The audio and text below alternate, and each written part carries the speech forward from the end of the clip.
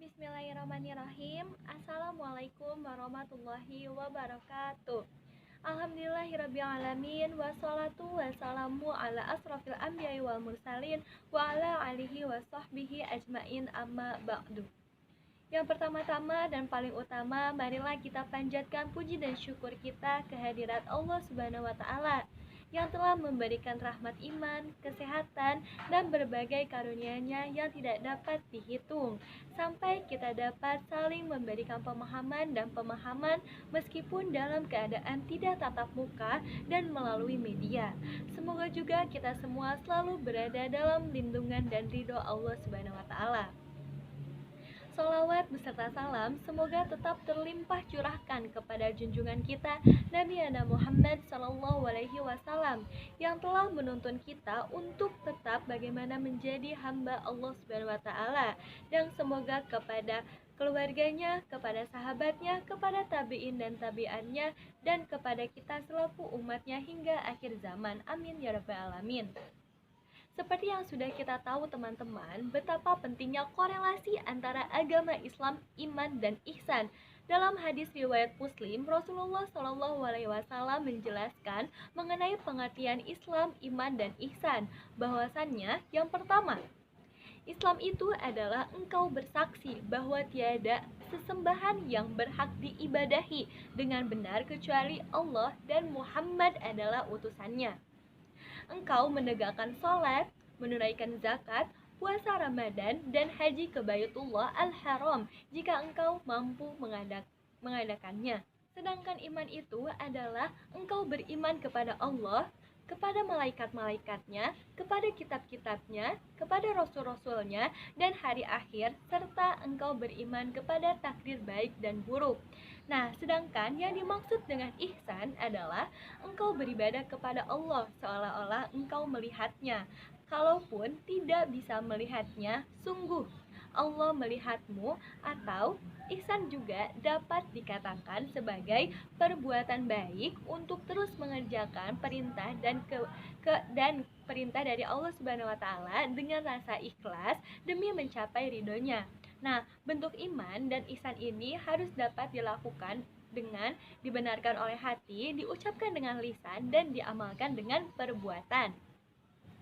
Setiap perbuatan baik yang dilakukan tentunya akan membawakan kita kepada ridho Allah dan juga rahmat Allah Subhanahu wa taala, sehingga kasih sayangnya dapat memberikan jalan dan petunjuk bagi kehidupan kita.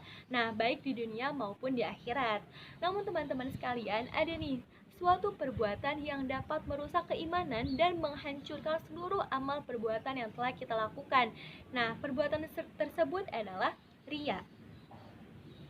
Ria adalah salah satu penyakit hati yang sangat berbahaya. Ria ini berasal dari kata kerja ro'a yang bermakna memperlihatkan. Nah, sedangkan menurut istilah apa yang dimaksud dengan ria teman-teman? Ria ini adalah memperlihatkan atau memperbagus suatu amal ibadah tertentu. Misalnya, saum, sholat, zakat, sodako, dan yang lain sebagainya dengan tujuan agar mendapat perhatian dan pujian dari manusia yang lainnya. Teman-teman sekalian, ria ini termasuk kategori syirik kecil yang sangat ditakuti oleh Rasulullah SAW menimpa umatnya.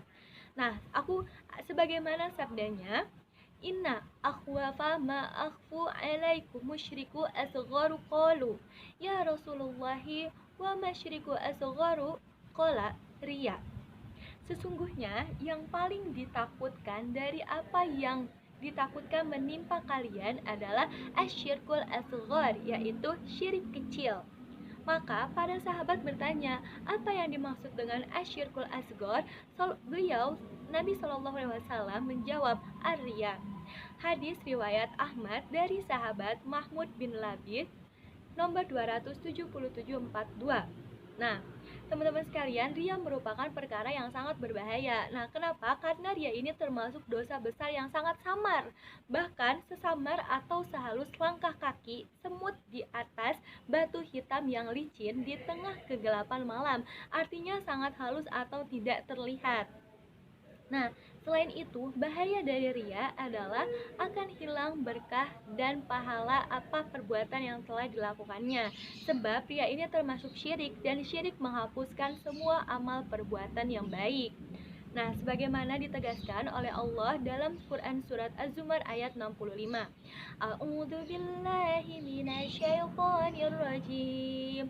Wa laqad uhiya ilaika wa ilal ladzina min qablik la in asyrakta la yahbatanna 'amaluka wa la takunanna minal khasirin.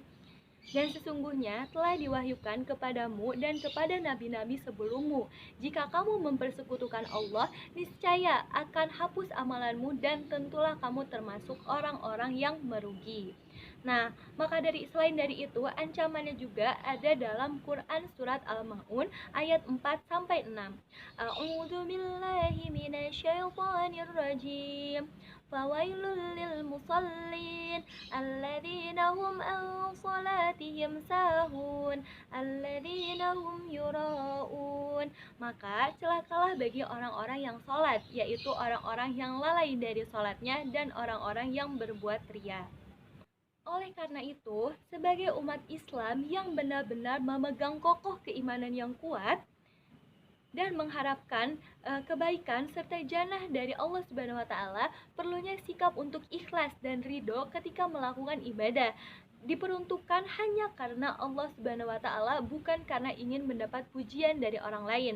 Nah, teman-teman sekalian, aku mempunyai tips dan cara untuk menghilangkan ria. Di antaranya yang pertama, niatkan ibadah hanya karena Allah Subhanahu wa taala. Berdoa dan memohon pertolongan kepada Allah, selalu mengingat Allah Subhanahu wa taala, mengendalikan hati, menyembunyikan setiap amal kebaikan seperti kita menyembunyikan aib kita. Mengawali semua amal ibadah dengan iman, bukan atas panggilan manusia atau duniawi. Merasakan nikmatnya buah dari ikhlas, yaitu adanya pengakuan hanya dari Allah Subhanahu wa taala, diterima amal ibadahnya dan keselamatan di akhirat, sehingga tidak ada pikiran untuk mendapat pujian dari orang lain, serta memiliki perasaan ikhlas, tidak ingin mendapatkan pujian dari manusia, baik itu cinta, materi, status, atau hal duniawi lainnya. Nah, cukup sekian teman-teman. Alhamdulillahirabbil alamin. Kepada teman-teman dan Bapak Ibu sekalian yang melihat video ini, pidato dari saya mengucapkan benar-benar terima kasih banyak telah menonton video ini. Semoga semuanya bisa bermanfaat dan dapat diaplikasikan dalam kehidupan sehari-hari serta menjadi berkah bersama. Lebih dan kurangnya mohon dimaafkan. Yang benar datangnya dari Allah Subhanahu wa taala, yang maha benar, dan yang salah atau ada khilaf atau kekeliruan itu datangnya dari saya pribadi sebagai manusia biasa yang tidak pernah luput dari salah, khilaf, ataupun dosa.